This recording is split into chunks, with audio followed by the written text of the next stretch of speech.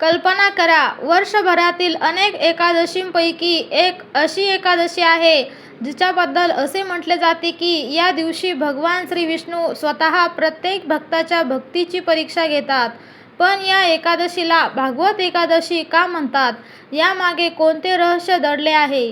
या दिवशी श्री विष्णूंची उपासना केल्याने असे कोणते पुण्य मिळते जे हजारो यज्ञांपेक्षाही श्रेष्ठ मानले गेले आहे? आणि शास्त्रांमध्ये या दिवसाला इतके महत्त्व का दिले आहे? आज आपण जाणून घेणार आहोत भागवत एकादशीचे अद्भुत रहस्य. एक अशी कथा जी तुमची श्रद्धा अधिक दृढ करेल. कल्पना करा, देवताही ज्या दिवसाची आतुरतेने वाट पाहतात, ऋषीमुनी ज्या तिथीला सर्वश्रेष्ठ मानतात आणि स्वयं भगवान श्रीविष्णू ज्या दिवशी आपल्या भक्तांवर विशेष कृपा करतात, तो दिवस म्हणजे भागवत एकादशी. पण या एकादशीमध्ये असे कोणते गूढ दडले आहे की हजारो वर्षापासून करोडो लोक श्रद्धेने उपवास करतात? ही फक्त एक धार्मिक परंपरा आहे की यामागे दडले आहे एक दिव्य रहस्य? आज आपण जाणून घेणार आहोत भागवत एकादशीची अशी कथा जी ऐकल्यानंतर या पवित्र दिवसाकडे पाहण्याचा तुमचा दृष्टिकोन कायमचा बदलेल.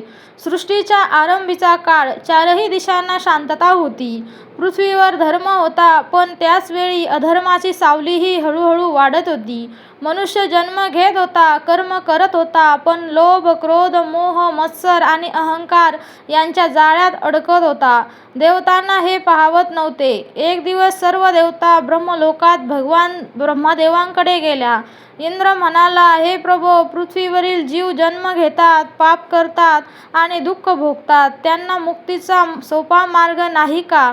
ब्रह्मदेव गंभीर झाले. ते म्हणाले, या प्रश्नाचे उत्तर माझ्याकडे नाही. चला आपण सर्व मिळून श्रीहरींच्या चरणी जाऊया.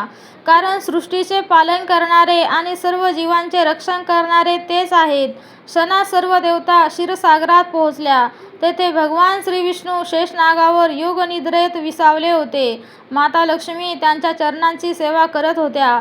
वातावरणात दिव्य तेज पसरत होते. देवतांनी नम्रतेने प्रार्थना केली.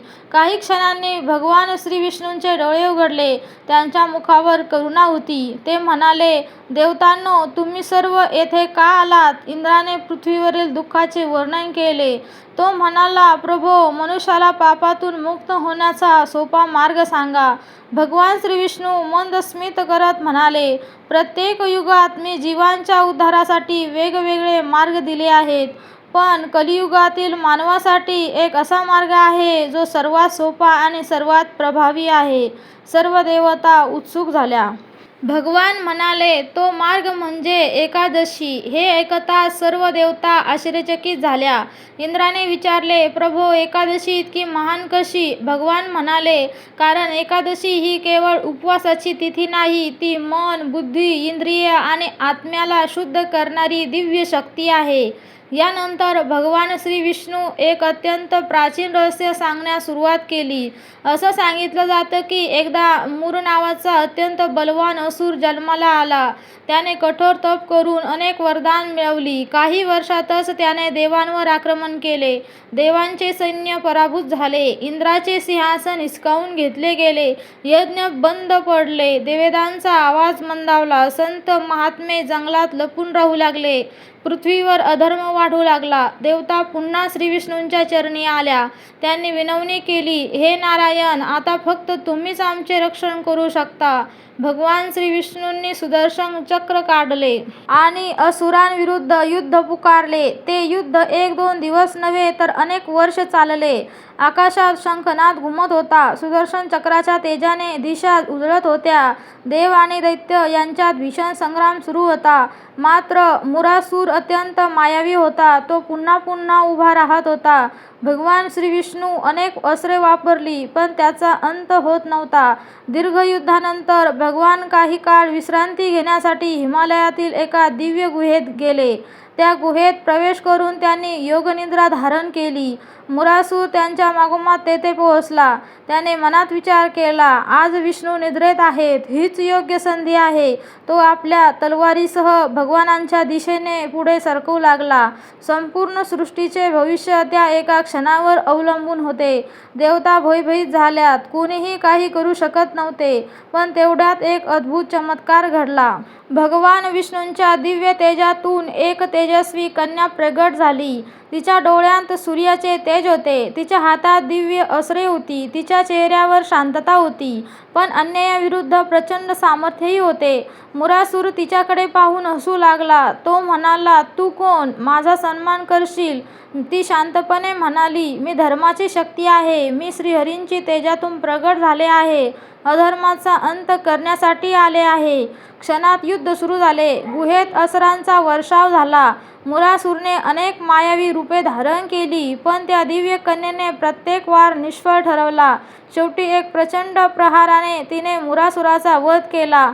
त्या क्षणी संपूर्ण सृष्टीत आनंदाची लहर पसरली. देवतांनी पुष्पवृष्टी केली. ऋषींनी वेदघोष सुरू केला. काही वेळाने भगवान श्रीविष्णू योगनिद्रेतून जागे झाले. त्यांनी समोर मुरासुराचा मृतदेह पाहिला आणि त्या तेजस्वी कन्येकडे प्रेमाने पाहत विचारले, देवी, तू कोण आहेस? ती नम्रतेने म्हणाली, प्रभो, मी तुमच्याच दिव्य तेजातून प्रगट झाले. तुमच्या भक्तांचे रक्षण करण्यासाठी मी हा असुर नष्ट केला. भगवान अत्यंत प्रसन्न झाले. ते म्हणाले, आजपासून तुझे नाव एकादशी असेल. ज्या दिवशी तू प्रगट झालीस तो दिवस संपूर्ण सृष्टीत पवित्र म्हणून ओळखला जाईल. ते पुढे म्हणाले, जो मनुष्य श्रद्धेने या दिवशी उपवास करेल, माझे नामस्मरण करेल, भागवत गीता आणि विष्णू सहस्र नामांचे श्रवण करेल, त्यांच्या पापांचा नाश होईल. त्यांच्या मनात भक्ती जागृत होईल आणि मी स्वतः त्यांच्यावर कृपा करीन. तेव्हापासून एकादशी ही केवळ तिथी राहिली नाही, ती श्री विष्णूंच्या कृपेचे प्रतीक बनली. पण प्रश्न अजूनही उरतो, या सर्व एकादशींपैकी काही एकादशींना भागवत एकादशी असे विशेष नाव का दिले गेले? या दिवशी श्रीमद भागवतांचे श्रवण इतके महत्त्वाचे का मानले जाते? आणि या दिवसाचा संबंध भक्ती, ज्ञान आणि मोक्षाशी कसा जोडला गेला? याचं गूढ रहस्याचा उलगडा आपण या कथेच्या पुढील भागात जाणून घेणार आहोत. ना तहान ना मृत्यूची भीती. त्यांच्या डोळ्यात फक्त भगवान श्रीविष्णूंचे रूप भरले होते. त्यांचे मन पूर्णपणे श्रीहरींमध्ये विलीन झाले. 7व्या दिवसाच्या शेवटी शुक्रदेव म्हणाले, राजन, ज्याने श्रद्धेने भागवत ऐकले त्यांच्यासाठी मृत्यू हा शेवट नसतो, तो परमेश्वराकडे जाण्याचा मार्ग असतो. तेवढ्यात तक्षक नाग आला. त्याने राजा परीक्षिताला दंश केला. क्षणात त्याचे शरीर निष्प्राण झाले. परंतु त्या क्षणी सर्व ऋषींनी एक अद्भुत दृश्य पाहिले. राजा परीक्षिताच्या देहातून एक दिव्य तेज बाहेर पडले आणि ते तेज थेट भगवान श्रीविष्णूंच्या चरणांमध्ये विलीन झाले. देवांनी पुष्पवृष्टी केली. गंगेचा प्रवाह जणू आनंदाने निनादू लागला. सर्व ऋषींनी एकमुखाने उद्गार काढले, धन्य आहे भगवत श्रावण, धन्य आहे श्रीहरींची भक्ती. याच घटनेनंतर अनेक संत महात्म्यांनी सांगितले की एकादशीच्या दिवशी श्रीमद भागवतांचे श्रवण, विष्णू नामाचा जप आणि उपवास यांचा संगम झाला तर या दिवशी भक्ती अनेक पटींनी फलदायी होते. म्हणून अनेक परंपरांमध्ये या पवित्र तिथीला प्रेमाने भागवत एकादशी असेही संबोधले जाते. पण अजूनही एक गूढ बाकी आहे. या एकादशीच्या दिवशी अन्न न खाण्यामागे नेमके आध्यात्मिक कारण काय आहे? भगवान श्री विष्णूंनी उपवासाला इतके महत्त्व का दिले आहे? आणि 11 इंद्रियांचा या तिथीशी काय संबंध आहे? या प्रश्नांची अत्यंत रोचक आणि शास्त्राधारित उत्तरे आपण पुढील भागात जाणून घेणार आहोत. एकादशीचा उपवास, 11 इंद्रियांचे रहस्य आणि श्री विष्णूंची अंतिम शिकवण. कल्पना करा, रात्र गडद झाली आहे. मंदिरात फक्त एका दिव्याचा प्रकाश लुकलुकत आहे. तुळशीसमोर बसलेला एक वृद्ध फक्त डोळे मिटून ओम नमो भगवते वासुदेवाय हा मंत्र जपत आहे.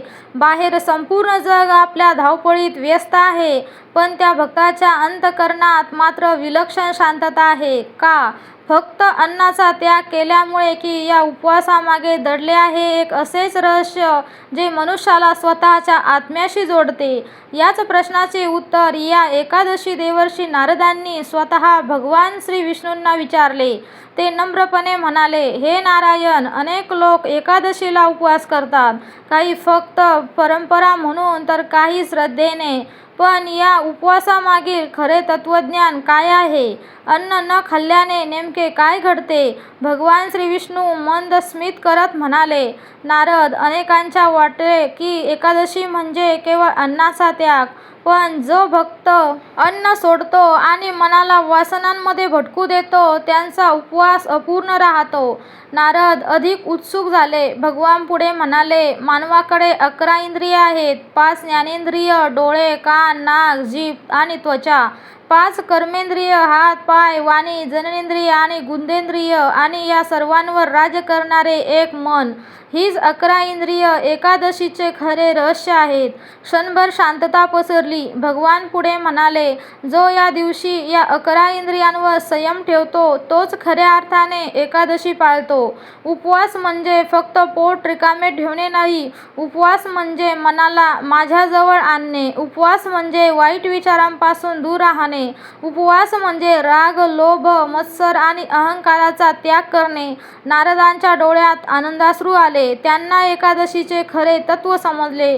भगवान पुढे म्हणाले, जेव्हा मनुष्य अन्न कमी घेतो तेव्हा शरीर शांत होते.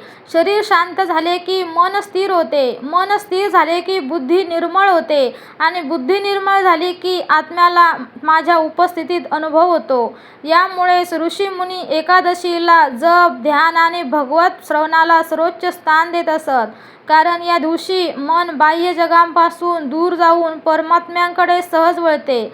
असे म्हणतात की एकदा एक श्रीमंत व्यापारी भगवानांच्या मंदिरात आला. त्याने मोठमोठी दाने दिली, सोन्याचे अलंकार अर्पण केले, पण त्याच्या चेहऱ्यावर समाधान नव्हते.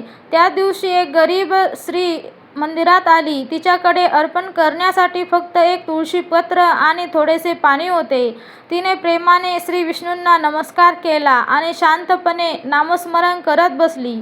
त्या रात्री मंदिराच्या पुजाराला स्वप्न पडले. भगवान श्री विष्णू म्हणाले, त्या वृद्ध स्त्रीचे अर्पण मला सर्वाधिक प्रिय वाटले. पुजारी आश्चर्यचकित झाला. तो म्हणाला, प्रभो, व्यापाऱ्याने इतके दान केले तरी? भगवान हसून म्हणाले, दानाचे मोल वस्तूमध्ये नसते, भक्तीच्या भावात असते. एक तुळशीपत्र प्रेमाने अर्पण केले तर ते मला संपूर्ण पृथ्वीच्या संपत्तीपेक्षाही अधिक प्रिय असते. यातूनच संतांनी शिकवले, एकादशीच्या दिवशी उपवासासोबत दया, क्षमा, सत्य आणि नम्रता यांचाही स्वीकार केला तर तो उपवास पूर्णत्वाला जातो. म्हणूनच या दिवशी केवळ अन्नाचा त्याग नव्हे तर कटू शब्दांचा त्याग, वाईट विचारांचा त्याग, दुसऱ्यांचा द्वेष करण्याचा त्याग आणि अहंकाराचा त्याग करणे अधिक महत्त्वाचे मानले गेले. रात्र सरत आली. आकाशातून द्वादशीची पहाट उगवू लागली. मंदिरातील घंटा पुन्हा एकदा निनादल्या. भक्तांनी श्री विष्णूंची आरती केली. प्रत्येकाच्या चेहऱ्यावर वेगवेगळे भाव होते. कोणी संपत्तीची इच्छा घेऊन आले होते, कोणी आरोग्याची, कोणी सुखाची. पण जे भक्त निस्वार्थ भावाने फक्त श्री हरींच्या चरणी आले होते त्यांच्या अंतःकरणात एक वेगळी शांती उतरली होती. असे म्हणतात, भगवान श्री विष्णू प्रत्येक एकादशीला कोणाला किती अन्न सोडले ते पाहत नाहीत, तर कोणाने किती अहंकार सोडला, किती द्वेष सोडला आणि किती प्रेमाने त्यांचे नाव घेतले हे पाहतात. यामुळेच एकादशीला हरिवासर असेही म्हटले जाते, भगवंताच्या अधिक निकट जाण्याचा दिवस. आणि म्हणूनच संत म्हणतात, उपवासाने शरीर शुद्ध होते, नामस्मरणाने मन शुद्ध होते, भगवत श्रवणाने बुद्धी शुद्ध होते, श्री हरींच्या कृपेने आत्मा मुक्तीकडे प्रवास सुरू करतो. याच संदेशामुळे हजारो वर्षापासून एकादशी ही केवळ एक तिथी राहिलेली नाही, ती भक्ती, संयम, आत्मशुद्धी आणि परमेश्वराची एकरूप होण्याचा दिव्य उत्सव बनली आहे. भगवत एकादशी व्रत कसे करावे? श्री विष्णूंनी सांगितलेले नियम आणि व्रताचे फळ. कल्पना करा, ब्रह्ममुहूर्ताची वेळ. पूर्व दिशेला सूर्याची पहिली किरणे दिसू लागली आहेत. मंदिरातील शंखनादाने वातावरण पवित्र झाले आहे. तुळशीच्या वृंदावनाजवळ एक लहानसा दिवा तेवत आहे. एक भक्त हात जोडून भगवान श्री विष्णूंसमोर उभा आहे. त्यांच्या मनात एकच प्रश्न प्रश्न, प्रभो तुमची कृपा मिळवण्यासाठी भगवत एकादशीचे व्रत नेमके कसे करावे? असे म्हणतात की एकदा देवर्षी नारदांनी हाच प्रश्न भगवान श्री विष्णूंना विचारला. ते म्हणाले, हे नारायण, प्रत्येक भक्ताला तुमच्यावर प्रेम आहे, पण योग्य पद्धतीने व्रत कसे करावे हे सर्वांना माहीत नसते.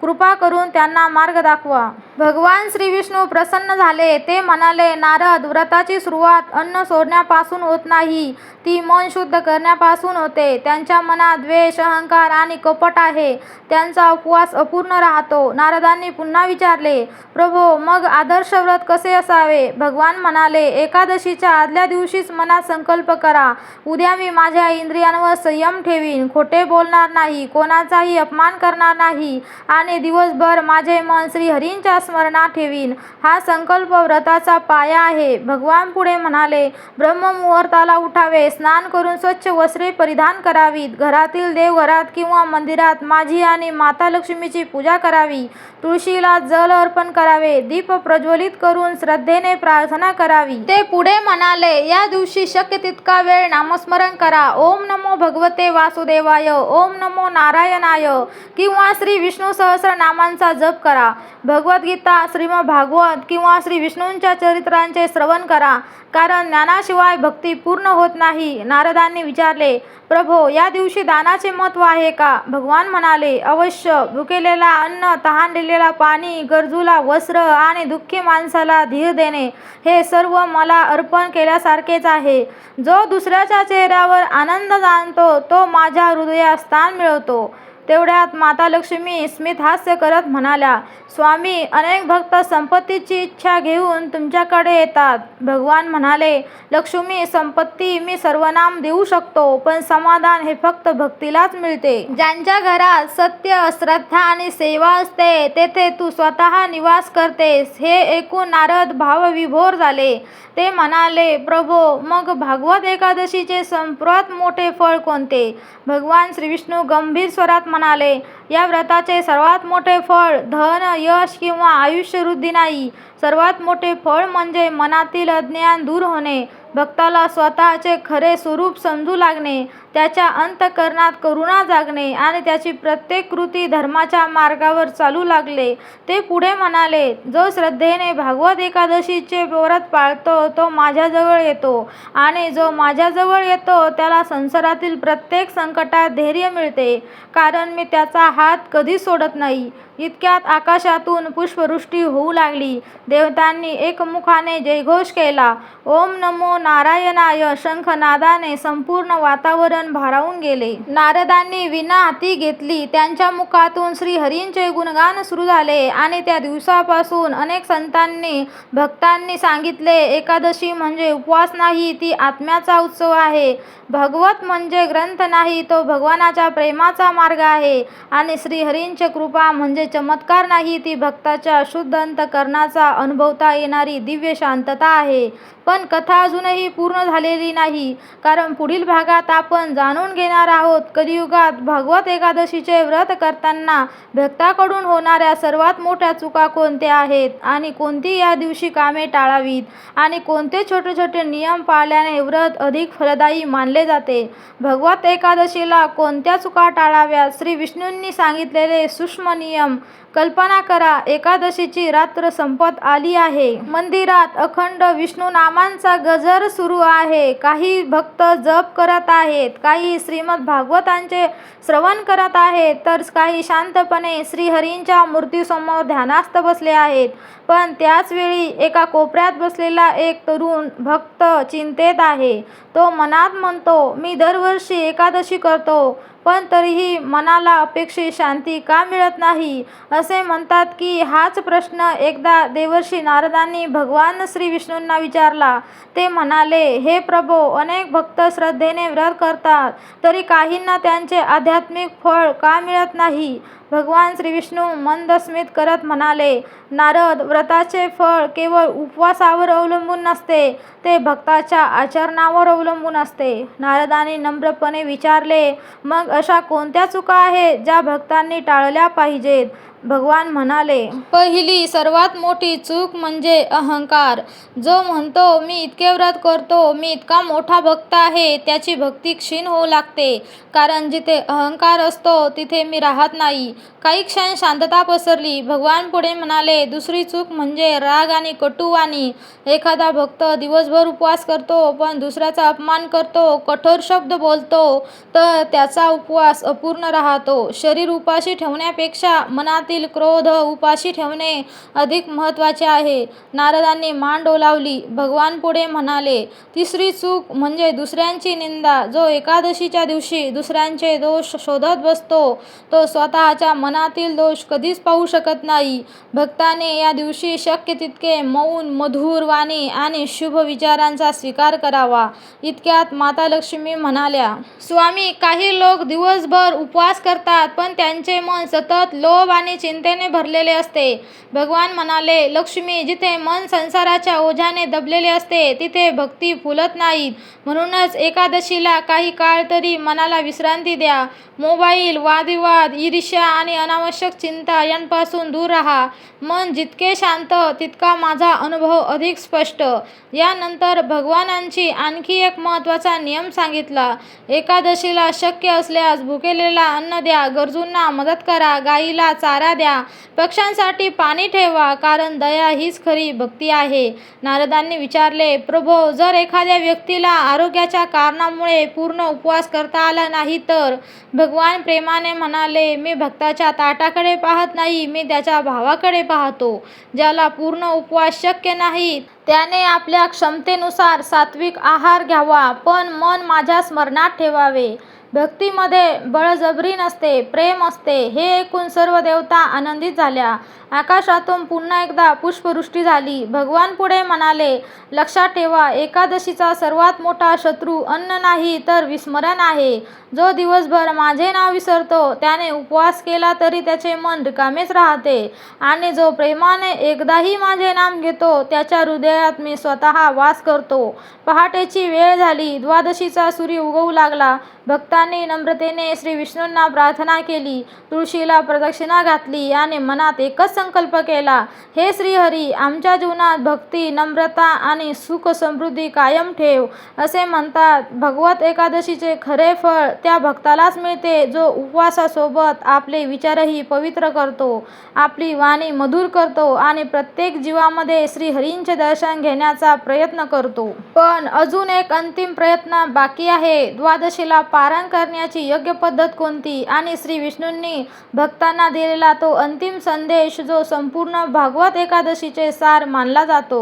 भागवत एकादशीचे अंतिम रहस्य, श्री विष्णूंच्या भक्तांना अमूल्य संदेश. कल्पना करा, द्वादशीची सुवर्ण पहाट उगवली आहे.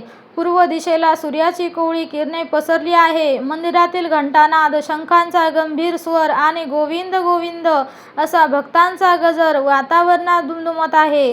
रात्रभर जागरण, जप आणि भागवत श्रवण करणारे भक्त आता श्री विष्णूंच्या चरणी शेवटचा नमस्कार करण्यासाठी उभे आहेत. पण त्यांच्या मनात एकच प्रश्न आहे, प्रभो, या व्रताची पूर्णता कशी होते? असे सांगितले जाते की देवर्षी नारदांनी शेवटचा प्रश्न भगवान श्री विष्णूंना विचारला.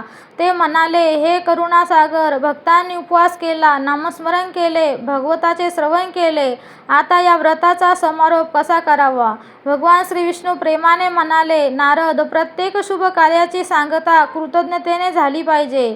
द्वादशीच्या दिवशी स्नान करून माझी आणि माता लक्ष्मीची पूजा करावी. तुळशीला नमस्कार करावा. माझ्या चरणी मनपूर्वक प्रार्थना करावी. त्यानंतर आपल्या सामर्थ्यानुसार दान करावे. अन्नदान, वस्त्रदान किंवा गरजूंनाही मदत करावी. कारण भक्ती तेव्हाच पूर्ण होते जेव्हा ती दुसऱ्याच्या कल्याणाशी जोडली जाते. नारदांनी पुन्हा विचारले, प्रभो, पारायणांचे महत्त्व इतके का सांगितले जाते? भगवान म्हणाले, जसा उपवास श्रद्धेने करावा तसाच त्याचा समारोपही संयमाने करावा. द्वादशीला योग्य वेळी पारायण करणे म्हणजे व्रताची पूर्णता. अन्न ग्रहण करताना प्रथम माझे स्मरण करा. अन्नाला प्रसाद समजा आणि मनात कृतज्ञतेचा भाव ठेवा. तेवढ्यात माता लक्ष्मी हसून म्हणाल्या, स्वामी, अनेक भक्त तुमच्याकडे धन, यश आणि सुख मागतात. भगवान शांतपणे म्हणाले, लक्ष्मी, ज्याने मला प्रेमाने स्मरले त्याला मी धैर्य देतो. ज्याने माझ्यावर विश्वास ठेवला त्याला मी योग्य मार्ग दाखवतो आणि ज्याने निस्वार्थ भावाने भक्ती केली त्याच्या हृदयात मी स्वतः वास करतो. सर्व देवता स्तब्ध होऊन ऐकत होत्या. भगवान पुढे म्हणाले, लक्षात ठेवा, एकादशीचा उद्देश केवळ एका दिवसापासून उपवास नाही. जर एकादशीनंतरही तुमच्या वाणीमध्ये प्रेम असेल, वर्तनात नम्रता असेल आणि प्रत्येक कर्मात धर्म असेल तर समजा तुमचे व्रत यशस्वी झाले. पण जर दुसऱ्याच दिवशी पुन्हा राग, लोभ, असत्य आणि अहंकाराने मन व्यापले तर उपवास फक्त शरीरापुरताच राहतो. नारदांच्या डोळ्यात आनंदाश्रू दाटले. ते म्हणाले, प्रभो, आज मला समजले, एकादशीची ही तिथी नसून जीवन जगण्याची श्रद्धा आहे. भगवान स्मित हास्य करत म्हणाले, होय नारद, जो प्रत्येक दिवशी सत्य बोलतो, दुसऱ्याला दुःख देत नाही, गरजूंना मदत करतो आणि प्रत्येक श्वासात माझे स्मरण करतो, त्याच्यासाठी प्रत्येक दिवस एकादशीच आहे. तेवढ्या संपूर्ण वैकुंठात दिव्य प्रकाश पसरला. देवतांनी पुष्पवृष्टी केली. गंधर्वांनी मधुर स्तोत्रे गायला सुरुवात केली. ऋषी मुनींनी एकमुखाने म्हणाले, नमो नारायणाय, नमो भगवते वासुदेवाय. त्या दिव्य क्षणी भगवान श्री विष्णूंची सर्व भक्तांकडे प्रेमाने पाहिले आणि म्हणाले, मी वैकुंठातच असतो असे समजू नका. ज्या घरात तुळशीचा सुगंध आहे, जिथे भगवंताचे वाचन होते, जिथे माझे नाम प्रेमाने घेतले जाते, जिथे अन्न वाटले जाते आणि जिथे मनात करुणा असते, तिथेच माझा खरा निवास आहे. असे म्हणतात, भागवत एकादशीचे खरे फळ मोक्षापेक्षाही मोठे आहे. कारण या एकादशी भक्ताला परमेश्वराशी नाते जोडल्याचा अनुभव मिळतो आणि एकदा का हे नाते जुळले तर जीवनातील प्रत्येक संकटात श्रद्धा त्याला आधार देते.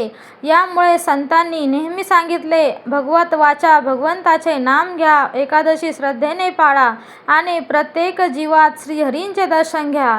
यापेक्षा मोठा धर्म नाही, यापेक्षा मोठी साधना नाही. अशा प्रकारे भागवत एकादशीचे महात्म्य केवळ एका व्रतापुरते मर्यादित राहत नाही, तर ते भक्ती, ज्ञान, करुणा, संयम आणि परमेश्वरा प्रेमाचा अखंड संदेश देत राहते. भक्त मंडळी, तुम्हाला हा व्हिडिओ आवडला असेल तर व्हिडिओला नक्की लाईक करा, चॅनल सबस्क्राईब करा आणि अशाच नवीन धार्मिक कथेसाठी व्हिडिओला लाईक करा. धन्यवाद.